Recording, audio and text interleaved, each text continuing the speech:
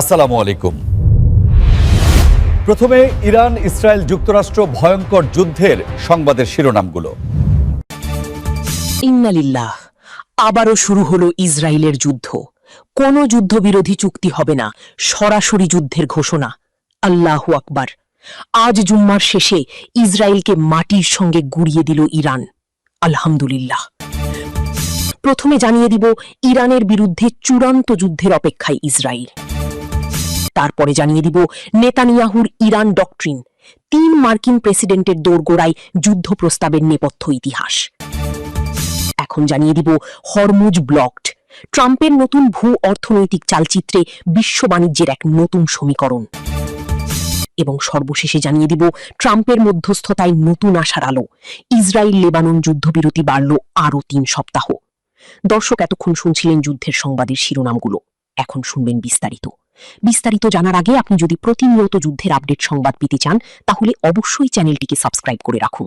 আর আপনি যদি ইরানকে ভালোবেসে থাকেন তাহলে ইরান জিন্দাবাদ লিখে কমেন্ট করুন। আর যদি ইহুদিদের ধ্বংস চান তাহলে একটি লাইক দিন। এখন বিস্তারিত। মধ্যপ্রাচ্যের আগ্নেয়গিরি, ইরানের বিরুদ্ধে চূড়ান্ত যুদ্ধের অপেক্ষায় ইসরায়েল। মধ্যপ্রাচ্যের ভূরাজনীতি এখন এক চরম অনিশ্চয়তার সন্ধিক্ষণে। তেল আবিবের করিডোর থেকে তেহরানের নিয়ন্ত্রণ কক্ষ, সবখানি এখন নীরব অথচ প্রলয়ঙ্করী প্রস্তুতির আভাস। ইসরায়েল ও ইরানের মধ্যে চলমান ছায়া যুদ্ধ দীর্ঘকাল ধরে পর্দার আড়ালে চললেও সাম্প্রতিক ঘটনাপ্রবাহ তাকে এখন উন্মুক্ত সংঘাতের দ্বার প্রান্তে নিয়ে এসেছে। ইসরায়েলি প্রতিরক্ষা মহলে এখন একটাই গুঞ্জন, কবে আসবে সেই বহুল প্রতীক্ষিত সবুজ সংকেত? এতদিন পর্যন্ত দুই দেশের লড়াই মূলত প্রক্সি বাহিনী, সাইবার হামলা এবং গোয়েন্দা তৎপরতার মধ্যে সীমাবদ্ধ ছিল। কিন্তু সাম্প্রতিক গোয়েন্দা রিপোর্ট এবং সামরিক গতিবিধি ইঙ্গিত দিচ্ছে যে ইসরায়েল এখন আর কেবল প্রক্সি বাহিনীর উপর ভরসা করতে নারাজ। ইরানের ক্রমবর্ধমান পারমাণবিক সক্ষমতা এবং আঞ্চলিক প্রভাবকে ইসরায়েল তাদের অস্তিত্বের জন্য সরাসরি হুমকি হিসেবে দেখছে। তাই এবারের সম্ভাব্য প্রস্তুতি কেবল কোনো সাধারণ পাল্টা হামলার জন্য নয়, বরং ইরানের সামরিক সক্ষমতাকে দীর্ঘমেয়াদে পঙ্গু করে দেওয়ার একটি সমন্বিত কৌশলের অংশ। ইসরায়েলি যুদ্ধকালীন মন্ত্রিসভার অন্দরের খবর অনুযায়ী সামরিক প্রস্তুতির প্রতিটি ধাপ সম্পন্ন। এয়ারফোর্স থেকে শুরু করে ইন্টেলিজেন্স ইউনিট সবাই অপারেশন মোডে প্রস্তুত। তবে কেন দেরি? আন্তর্জাতিক বিশ্লেষকদের মতে ইসরায়েল এখন ওয়াশিংটন সহ পশ্চিমা বিশ্বের গ্রিন সিগন্যাল বা নীরব সম্মতির অপেক্ষায় আছে। ভূরাজনৈতিক এই দাবার বোর্ডে আমেরিকা বা পশ্চিমা বিশ্বের সরাসরি সমর্থন ছাড়া এমন বড় আকারের অভিযান চালানো ইসরায়েলের জন্য যেমন ঝুঁকিপূর্ণ, তেমনি কৌশলগতভাবেও অপরিপক্ক। ইসরায়েল জানে ইরানের উপর যে কোনো বড় হামলা মানেই কেবল একটি দেশ নয়, বরং পুরো আঞ্চলিক শক্তির ভারসাম্য বদলে যাওয়া। ইসরায়েলের এই অপেক্ষার প্রহর বিশ্ববাজারের জন্য এক আতঙ্কের নাম। হরমুজ প্রণালীতে ইরানের নিয়ন্ত্রণ এবং বৈশ্বিক জ্বালানি সরবরাহের প্রধান রুটগুলো এই সংঘাতের কেন্দ্রবিন্দুতে রয়েছে। যুদ্ধের দামামা উঠলেই তেলের দামের ঊর্ধ্বগতি এবং সরবরাহ চেন বিঘ্নিত হওয়ার যে আশঙ্কা, তা বিশ্ব অর্থনীতির মেরুদণ্ড ভেঙে দিতে পারে। নেতানিয়াহুর ইরান ডক্ট্রিন, 3 মার্কিন প্রেসিডেন্টের দোরগোড়ায় যুদ্ধ প্রস্তাবের নেপথ্য ইতিহাস। বিনিয়ামিন নেতানিয়াহুর রাজনৈতিক ক্যারিয়ারের প্রধান লক্ষ্য ইরানকে সামরিকভাবে কোণঠাসা করা। এই লক্ষ্য পূরণে তিনি গত 4 দশক ধরে যে অবিচল প্রচেষ্টা চালিয়েছেন তার নতুন এক চাঞ্চল্যকর তথ্য সামনে এসেছে।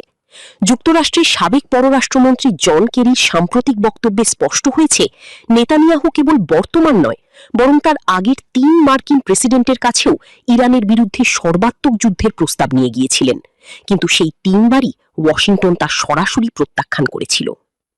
জন কেরির ভাষ্যমতে Barack Obama, George W Bush এবং জো বাইডেন 3 জনই নেতানিয়াহুর এই যুদ্ধ প্রস্তাবের মুখে না বলে দিয়েছিলেন। কূটনৈতিক আলোচনার মাধ্যমে ইরান সমস্যার সমাধান না হওয়া পর্যন্ত কোনো প্রেসিডেন্টই সামরিক সংঘাতের ঝুঁকি নিতে চাননি। কেরির মতে প্রাক্তন মার্কিন প্রশাসকরা সংঘাত এড়ানোর পেছনে ভিয়েতনাম ও ইরাক যুদ্ধের তিক্ত অভিজ্ঞতাকে গুরুত্ব দিয়েছিলেন। তারা চেয়েছিলেন কোনো চূড়ান্ত সিদ্ধান্তে পৌঁছানোর আগে শান্তির সব পথ যেন যাচাই করা হয়। কিন্তু নেতানিয়াহু এই অবস্থানকে সবসময় ইসরায়েলের অস্তিত্বের জন্য ঝুঁকি হিসাবে ব্যাখ্যা করেছেন। নেতানিয়াহুর দীর্ঘদিনের এই ইরান মিশন অবশেষে পূর্ণতা পায় ডোনাল্ড ট্রাম্পের আমলে। গত 11 ফেব্রুয়ারি হোয়াইট হাউসের সিচুয়েশন রুমে নেতানিয়াহু ট্রাম্পকে যেভাবে কনভিন্স করেছিলেন তা আন্তর্জাতিক রাজনীতির মোড় ঘুরিয়ে দেয়। নেতানিয়াহু সেখানে ইরানের অভ্যন্তরীণ অবস্থাকে রেজিম চেঞ্জ বা শাসন ব্যবস্থা পরিবর্তনের জন্য উপযুক্ত হিসাবে তুলে ধরেন। তাঁর সেই হার্ড সেল বা জোরালো প্রস্তাবের প্রেক্ষিতে ট্রাম্পের সাড়া ছিল সাউন্ডস গুড টু মি, যা মূলত যৌথ সামরিক অভিযানের জন্য চূড়ান্ত সবুজ সংকেত ছিল। বিশ্লেষকদের মতে নেতানিয়াহু শুধু সামরিক হামলার প্রস্তাব দেননি, বরং তিনি এমন এক কৌশলের স্বপ্ন দেখিয়েছেন যেখানে ইরান এবং তার প্রক্সি শক্তিগুলো পুরোপুরি ধ্বংস হয়ে যাবে।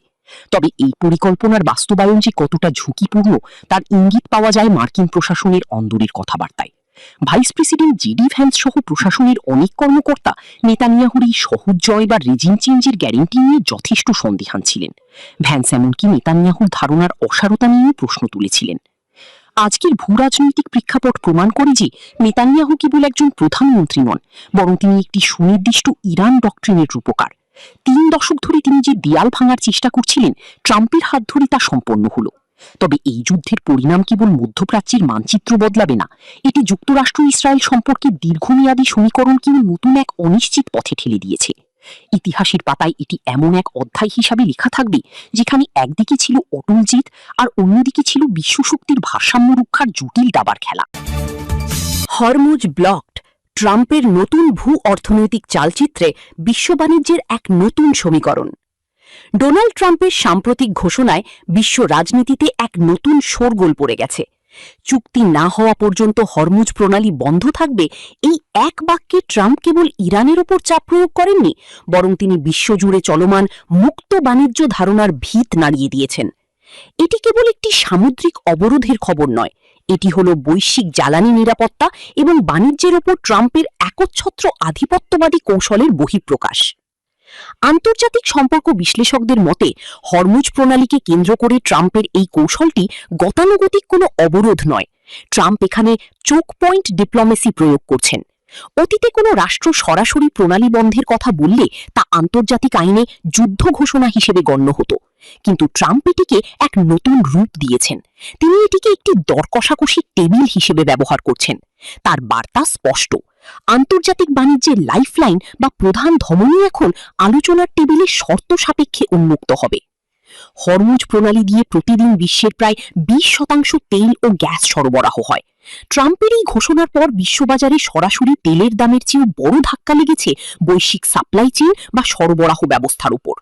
শিপিং ইন্স্যুরেন্সের খরচ আকাশচুম্বী হওয়া এবং বড় বড় কার্গো জাহাজের রুট পরিবর্তনের যে অনিশ্চয়তা তৈরি হয়েছে তা বিশ্ব অর্থনীতির মেরুদণ্ডকে মুহূর্তের মধ্যে ঝুঁকিপূর্ণ করে তুলেছে।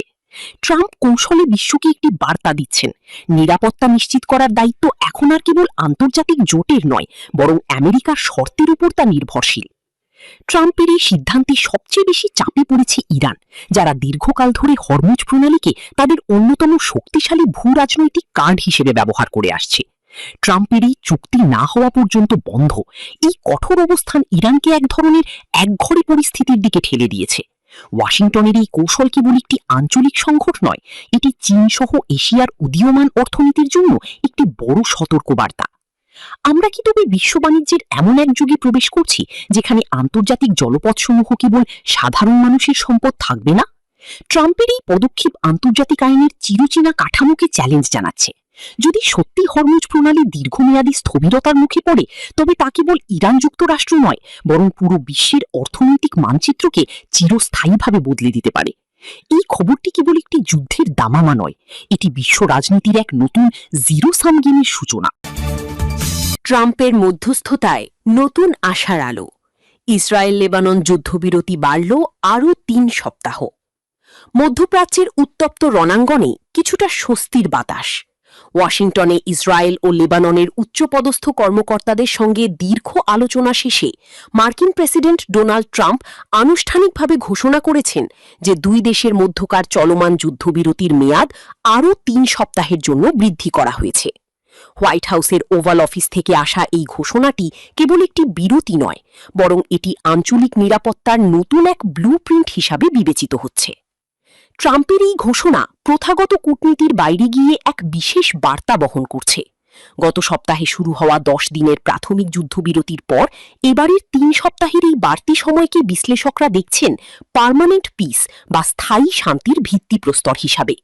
প্রেসিডেন্ট ট্রাম্পের সঙ্গে এই আলোচনায় উপস্থিত ছিলেন ভাইস প্রেসিডেন্ট জেডি ভ্যান্স এবং পররাষ্ট্রমন্ত্রী মার্কো রুবিও, যা প্রমাণ করে যে হোয়াইট হাউস এই ইস্যুতে কতটা গুরুত্ব দিচ্ছে।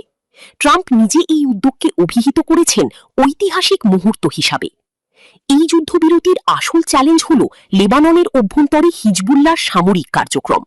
ট্রাম্প প্রশাসনের বার্তা স্পষ্ট, যুক্তরাষ্ট্র লেবানন সরকারকে সহায়তা করবে যেন তারা নিজের ভূখণ্ড থেকে হিজবুল্লাহর মতো সশস্ত্র গোষ্ঠীগুলোর নিয়ন্ত্রণহীন প্রভাব দূর করতে পারে। যুদ্ধবিরতি চলাকালীন বিক্ষিপ্ত সংঘর্ষের খবর পাওয়া গেছে, তবুও হোয়াইট হাউসের দাবি এই 3 সপ্তাহ সময়কাল দুই পক্ষকে একটি টেকসই সমাধান খুঁজে বের করার সুযোগ করে দেবে। এটি লেবাননের সার্বভৌমত্ব ফিরিয়ে আনা এবং ইসরায়েলের নিরাপত্তা নিশ্চিত করার একটি সমন্বিত প্রচেষ্টা। হরমুজ প্রণালী এবং বৈশ্বিক জ্বালানি সরবরাহের উপর এই সংঘাতের যে প্রত্যক্ষ প্রভাব ছিল তা এই যুদ্ধবিরতির ফলে কিছুটা স্তিমিত হওয়ার সম্ভাবনা রয়েছে। জ্বালানি বাজারে যে অস্থিরতা বিরাজ করছিল তা এই বর্ধিত যুদ্ধবিরতির খবরে কিছুটা স্থিতিশীল হওয়ার লক্ষণ দেখাচ্ছে। তবে অর্থনৈতিক মহলের দৃষ্টি এখন মূলত পরবর্তী 3 সপ্তাহের দিকে। এই সময়ের মধ্যে যদি লেবানন সরকার তাদের সামরিক সক্ষমতা পুনর্গঠন করতে পারে এবং হিজবুল্লাহর হুমকি হ্রাস পায়, তবেই কেবল অঞ্চলটিতে স্থায়ী শান্তি আশা করা সম্ভব। ইসরায়েল ও লেবাননের এই যুদ্ধবিরতি কি কেবল সময়ের অপচয়, নাকি সত্যিই শান্তির পথে এক বড় পদক্ষেপ?